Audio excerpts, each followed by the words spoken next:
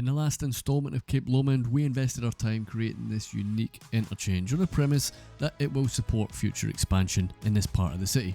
Today, we're going to move on to the first part of that expansion, and we'll be looking to fill out our suburban downtown area with apartment blocks of various sizes. As we move away from the commercial centre, the scope of the buildings will scale down as it adjoins with the existing lower density neighbourhoods we created in previous episodes.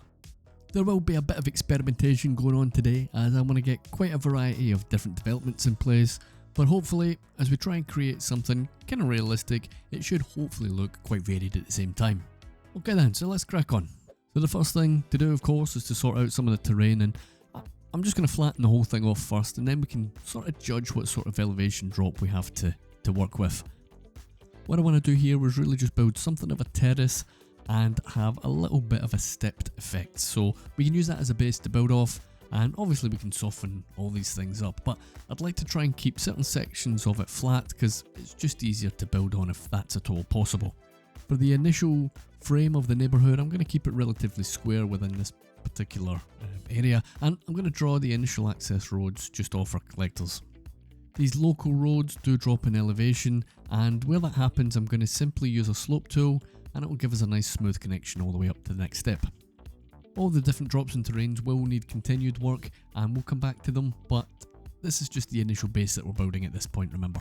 I'm going to go ahead and smooth out the sections that I know I'm not going to be building on, so down by the railway and any other remaining steps. So I'm just going to give a nice smooth change in elevation here.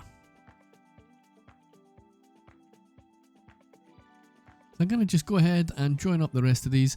As I said, this will be a non-uniform grid that we're building here.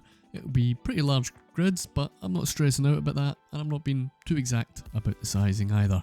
Not too bothered, as we're going to have different apartments and different sizes and different layouts, so we really don't need to be too exacting in terms of grid size.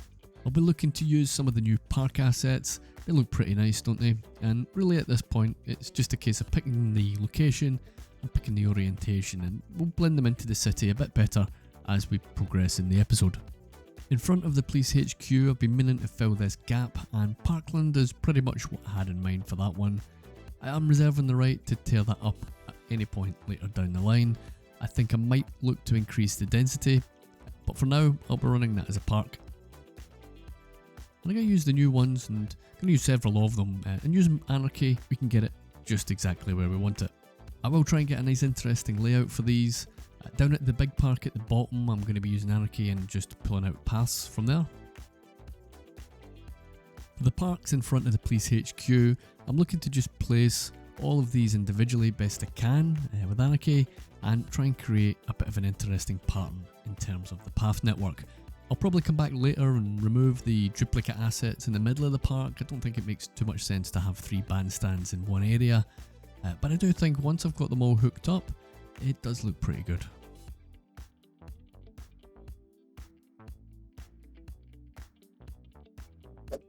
In a second, you're going to see a huge amount of pedestrian movement. Due to an issue in the game, I had to go back to a slightly earlier save, and that was saved before the Bye Bye Homeless mod was installed. So you're going to see the game stutter for a second while the simulation updates, and then you're going to see a mass exodus from the city.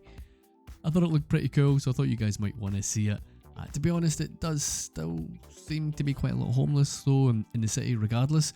Even after we got this episode finished and we added an absolute ton of housing, it does still persist, but at least the mod does remove the ones that are just broken and hanging around the city and not going anywhere, really badly affecting the performance of the game, so I'm glad we got a fix for that one way or the other. So onto the apartment blocks, and as I said at the beginning of the video, it will be a bit of trial and error as we try and get something that's going to be appropriate at each part of the build. I'm going to start off beside the commercial hub, and I'm looking to roughly match the height of the buildings from one side of the road to the next. I'm going to create a couple of city blocks, and we'll have some shared courtyards in the middle for the citizens. As we build these blocks up, I'm going to be using the recolor mod. I'll be doing that a little bit later on, but it should give it some variation in terms of how we can make the overall mini developments or mini blocks look. I've been needing a fair amount of car parking throughout here, and it does seem that the residential assets in particular do require far more parking than the commercial ones. So yeah, I was quite interested to see that.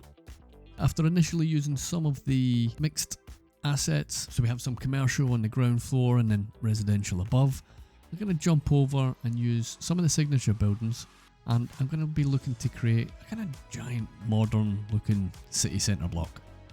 And I reckon the white asset with the wooden balconies looks pretty good.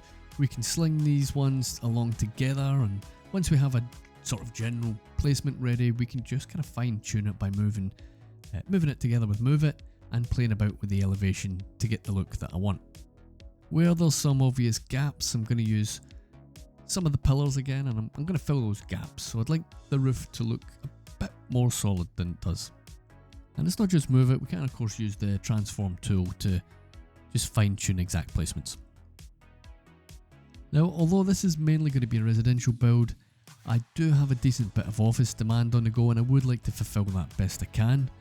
It will provide some more workspaces, and I can't remember the last time I had commercial demand of any description, so I'm going to have to be providing jobs one way or the other, and this is how I'm going to do it.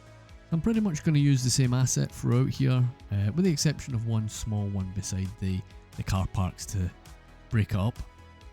And using a very small overlap, that should pretty much complete the look, and again we'll come back on that later. We'll use the recolor mods, and we're going to be using it extensively in fact, but here I really just want to get the blocks down and see what it looks like. Next up, I use the Bolter Pine asset, again it's a signature building. I'm going to create something of a more uniform look to this one, so rather than just having typical row home layouts, again I'm going to string them together and we're going to be creating little mini apartment blocks. I'll introduce some uniform gaps on both sides of the development, and we should be able to fit car parks in here with a bit of luck. Smaller ones, or the longer ones I should say rather. And once they're in place, we can create a few little shortcuts with the path networks. To get a better variation in place and to provide some lower income housing, I am going to use some of the low rent assets in this build as well. Now I'm going to make them all fairly uniform, and I'm going to clump these things together as again a single mini development, and that's pretty much the theme of the episode, is to create several little distinct districts or apartment areas with their own character and their own assets, and hopefully that will form a neighbourhood in its own right. So a fairly simple layout here. I'm going to be using those assets to add a bit of extra colour later on. Those signature buildings I actually really like the look of, and I don't want to touch them if I'll be honest with you. I like the look of how they come vanilla. So I will be using other assets and I'll be recolouring them, and hopefully we'll be able to create a bit of contrast that way. Now I want to bring down the height of the development next to the low rent housing, and to do that I'm going to create a couple of basic blocks, and that will help us bring that elevation down. I do want to introduce some low density neighbourhood elements later on, right next door as we move south, so this is an important step in the build. I also want to add another really large apartment complex. Although I want it to be really large, I do want to keep the height down at the medium density level. So what I decided to do was to make a substantial H-shaped building, and I'm going to save a little bit of time by using the copy and paste facility. Then we can see if we can try and get it hooked up without too many errors.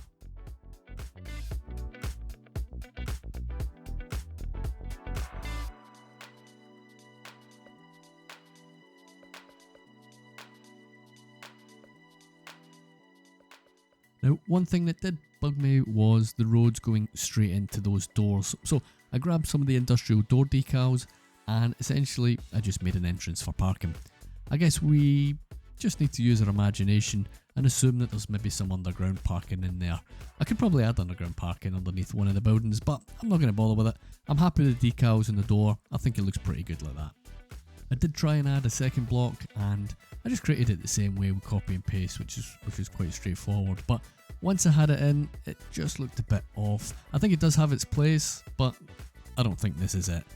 I think perhaps in a neighbourhood of its own, where you might have quite a lot of that type of housing, at the same scale, it might be appropriate. But remember, what I'm trying to do here is actually trying to decrease the density, remember, as we move south, for the main part. And there was just too much of a drop from that size to the low density that was going to be added. So a little bit later on, I removed that altogether, and I'll show you what I did in just a few minutes. So I went and added a few more car parks and a bit of vegetation and trees and now I'm ready for moving on to the low density area. So for that area, I'm going to use exactly the same asset for pretty much all of it. I want this looking absolutely uniform on each of the blocks, and we'll give it some character with different trees and different pathwork later on.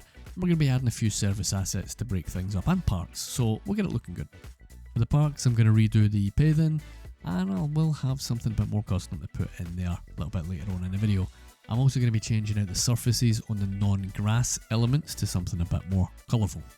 As I've been busy building away, I've kind of neglected some of the city services, so one thing we absolutely need to do here is to add a school, and this plot of land is going to be perfect for the new small elementary school. So I'm just going to go ahead and pop that down.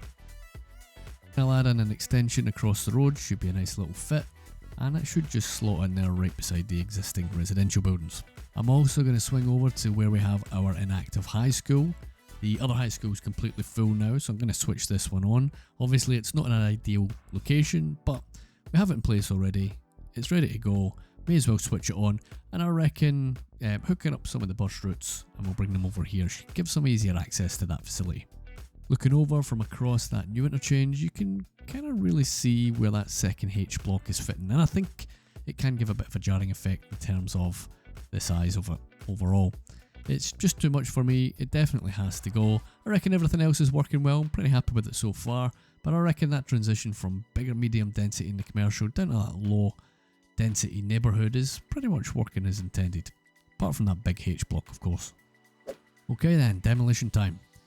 Now let's get rid of all of it here, and I'm going to use the residential medium EU row home. And this one here was the best fit that I could find, and I just wanted to get the colour for it that looked just right as well. I definitely want it looking like a modern apartment development, and I reckon this type of development you could pretty much find in any city nowadays. So I created one block just the size that I want, and I'm going to be able to copy and paste these and just pop them into exactly the position that I want.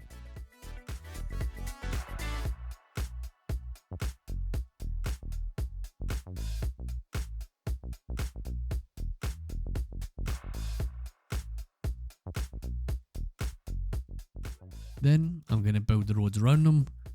It will not be perfect, it will have some paving issues, pathfinding issues, especially when I add the paving, but I want this kind of smaller scale apartment development in place. I think it's definitely going to be a better fit, so I'm going to crack on with it regardless. Yeah, I think I'm happy with that. Definitely more appropriate. Perfect. So really that's all the big stuff in place, and it's time to make it look a little bit better now. Of course, it's time for the detailing. I'm going to go over that little park and give it a splash of colour that I wanted to give it. I'll also need to add quite a bit of vegetation and really just soften everything up. I will add a mix of different shapes and sizes and really just fill a few gaps, whether that be along the main highways or collectors or just between the buildings.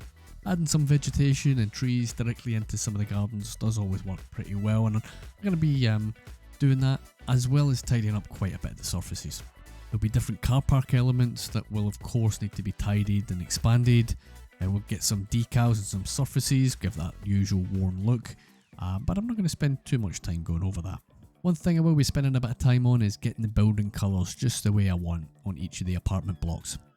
As I said earlier, on the signature buildings, they'll be pretty much left untouched, I do like them, and then what I'm going to be doing is changing the colour of some of the ones that are surrounding it to match, and I think that'll be a wee bit more appropriate. That said, I am going to be using the Recolor mod to add some additional colours as well, so some of the buildings will be getting different accents, and some of them will be getting a more overall enhancement, and especially the low rent housing. There, I'm going to be giving it a really bright colour, and we're going to make it pop out a bit. I'll add in various different props like seatings and bins and all that kind of good stuff. So what I'll do at this point is I'll pop it on a quick time lapse and I'll catch up with you in a minute.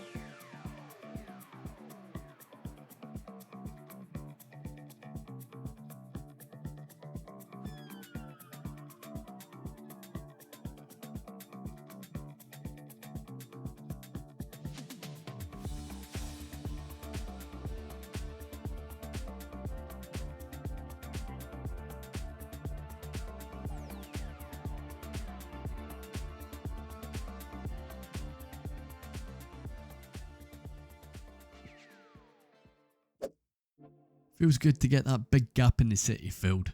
Hopefully that's given you a few ideas how you can approach making apartment blocks of your own. We managed to get a decent variation here, and I think for the most part that's not too jarring a transition from one neighbourhood to the other. I didn't go too mad with the detailing on this one, it was more about getting some of the big stuff done, getting it in place. I can maybe come back on a live stream perhaps and add a bit more detail into the area another day. But that's it for this one. I'll have another episode of the Ballyheies Pacific Island build up next on the channel, so keep an eye out for that, and I'll see you in the next one.